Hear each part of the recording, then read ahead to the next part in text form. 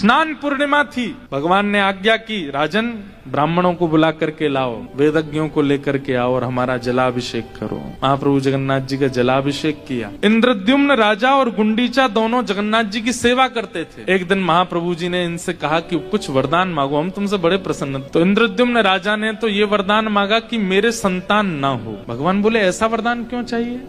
बोले भगवान कल को कहीं आपकी सेवा में कोई त्रुटि हुई तो मैं इस बात को सह नहीं पाऊंगा कि मेरे वंश के बालकों ने आपकी अच्छे से सेवा नहीं करी। मैं ये सुनना नहीं चाहता, इसलिए मेरा वंश मेरे तक ही रहे, उससे आगे ना बढ़े। मैं अंत हूं, क्योंकि मेरे जैसे भाव से आपकी कोई सेवा कर नहीं पाएगा। इंद्रद्युम्न राजा की बात सुनकर के भगवान बड़े प्रसन्न, वाह इंद्रद्युम्न तुम्हारी भक्ति कैसी। फिर दूसरी बार इंद्रद्युम्न को भेज दिया, पत्नी को बुलाया, तुम बताओ तुमको क्या चाहिए। पत्नी ने कहा, हे नाथ ऐसी कृपा कर दो एक संतान हो जाए। भगवान बोले, वाह पतिदेव क्या मांग के गए तुम्हारे? पतिदेव कह के गए हमारे संतान नहीं हो, तुम कह रही हो संतान हो। गुंडीचा गई अपने पति इंद्रद्युम्न से बोली, आपने महाप्रभु जगन्नाथ जी संतान ना हो ऐसा कहा? हाँ देवी। क्यों? मैंने तो संतान मांगा। तो इंद्रद्युम्न उल्टा नाराज होगा, तुमने परमात्मा से संसार मांगा, तुमने जगन्नाथ जी से जगन्नाथ जी नहीं मांगे, तुमने पुत्र मांगा। दोनों में थोड़ी नोक झोंक सी हुई। महाप्रभु जी बोले, रुक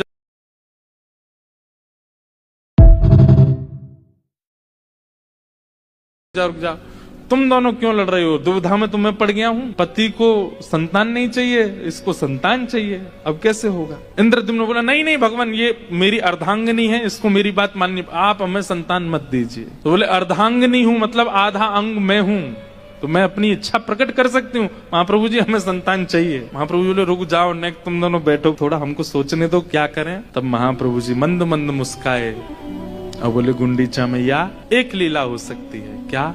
कि बालक का जन्म भी ना हो और आपके यहाँ एक पुत्र भी हो जाए। बोले वो कैसे होगा?